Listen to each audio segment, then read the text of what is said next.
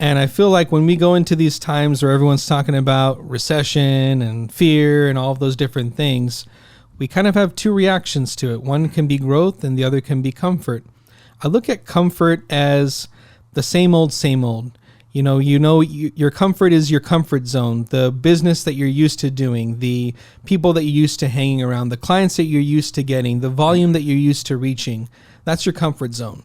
And really, growth is where can you expand? Where can you change? Where can you increase your business? Where can you go after something more? What do you think that means to you, Carlos? Well, in every market, whether it's, today's market, I just think that in order for you to succeed, you have to be uncomfortable, right? The more comfortable you are, the less you succeed.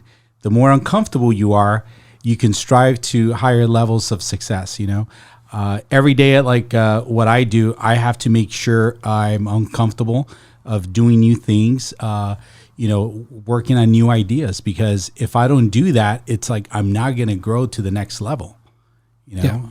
And that's where I guess a lot of people right now are just scared of the unknown.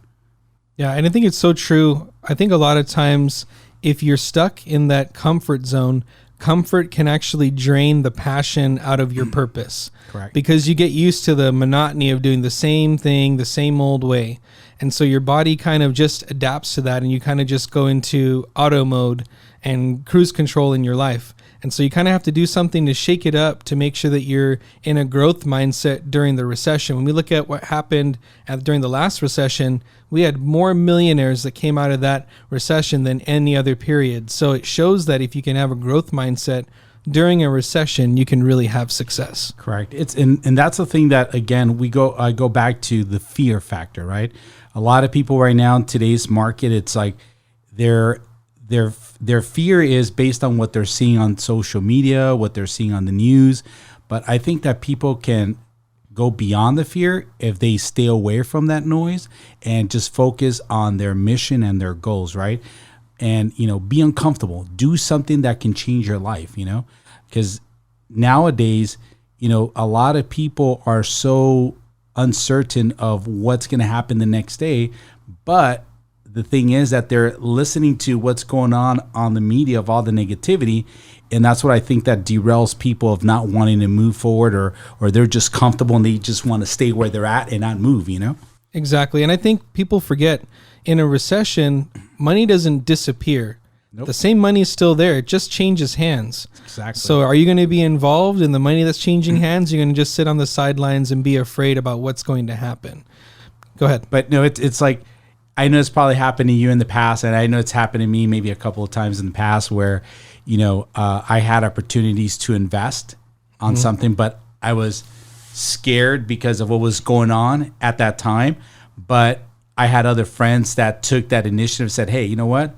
I'm going to take that risk. I want to be uncomfortable. And they did. They did that move. They were uncomfortable, but they ended up succeeding with it, where I could have done the same thing, but I was like, I'm comfortable here, so let me stay here. But then the end results were I didn't go anywhere.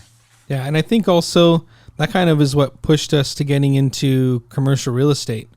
Not just staying with the status quo of being a regular residential realtor that a lot of people do, and nothing wrong with that, great business. But we felt like there was an area for growth and expansion in commercial real estate. And especially during this time right now, I really think it's an advantage to be a commercial realtor and be able to do both, be a resi-mercial agent. What do you think? Well, I definitely agree with you on that, because especially with realtors nowadays, you can have that one residential buyer that probably owns a couple of businesses. And wouldn't it be a great idea that you let your clients know that you can also do commercial, where they come to you for everything?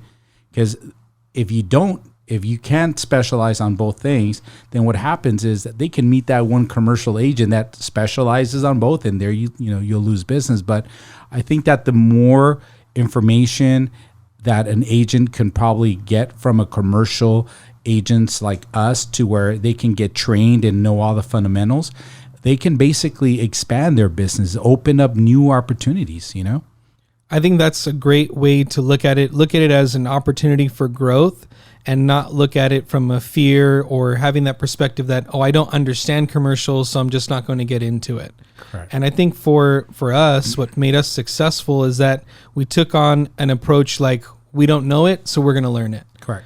And that's one thing is I know for sure I don't know everything, but I'm confident that I can learn anything.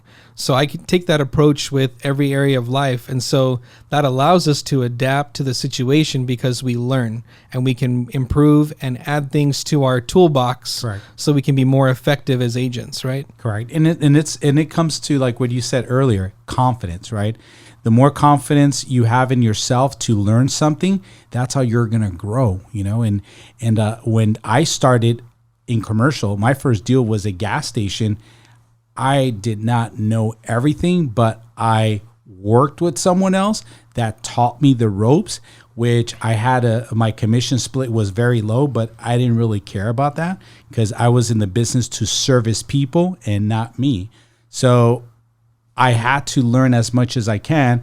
And it took me maybe 4 or 5 or 6 deals to kind of master it to where my confidence level was a little bit higher than expected to where I can then, do the transactions on my own. I think something you said there was that you really wanted to make sure you service the client well. Correct. And I think a lot of times realtors are guilty of having what I call closer's breath, where the client knows like, man, this guy wants me to do this deal more than I want to do this deal. And you never want to get into that space as a realtor. Yeah. But putting your client first, knowing that if you take care of your client well, your commission will take care of itself. That's the right approach. And that's why I always say I'd rather have coffee breath because coffee's for closers, right? There you go. But we really got to look at when we think about growth versus comfort, it translates to kind of every area. Correct. And so like what we're dealing with a lot right now, we have a lot of startup companies. A lot. People that are into wrap businesses, like car wraps, not the wrappers. We haven't dealt with the wrappers yet, but we're car wraps. We'll get to the wrappers soon enough. But we got to buy bulletproof vests too. There you go. And then we've got other clients that are looking to expand restaurants. A lot of those. And people that are in logistics businesses. So people are looking at it from a perspective that they're not pulling back. They're actually pushing ahead and wanting to expand the envelope. And that's exciting to me. Well, there's been a lot of reports that within the past, I think 6 to 7 months, there's a lot more people filing for business license. There's a lot of new business ideas coming in the works, a lot of new entrepreneurs. So we're seeing that the especially for the commercial, there's going to be a lot of new business opportunities for realtors. I mean, as for us, we're getting a lot of calls for leases, buying, and companies expanding. A lot of companies that are just tired of leasing now they're ready to buy. So I think that a lot of the realtors, they should start learning commercial now because we're going to probably see a boom of new type of businesses. And they're saying that there's going to be like a growth of more millionaires to come within the next 2 years. And I think if you miss out on this time to grow, there are going to be other agents that will grow. Correct. And they're just going to eat your lunch. Oh, yeah. They're going to take your lunch and your lunch money. And so that's the main thing is making sure that you're really having all the tools at your disposal. Correct. And I think a lot of times realtors get into this box where they feel that if they say they don't know something, that people will look at them the wrong way. Yep. And I've always been the type that if I don't know something, I'll tell you I don't know it. But I will go back and I will learn it. And so like for us, the trainings that we're able to do with agents and teaching them the, commercial 101 and the steps to do that, I think that's something that we enjoy doing is helping other agents learn the things that we learned on our own. Because we have a passion for it, and that's where, like I always tell a lot of people, it doesn't matter what you do in life, doesn't matter what kind of job that you have, but if you have a passion for what you do, you will be successful in it, right? Because there's been people in our industry that want to do commercial, but they hate the process, but then they're going to have a miserable time, working with their clients, and the clients are actually going to feel, and they're going to sense that right away, right?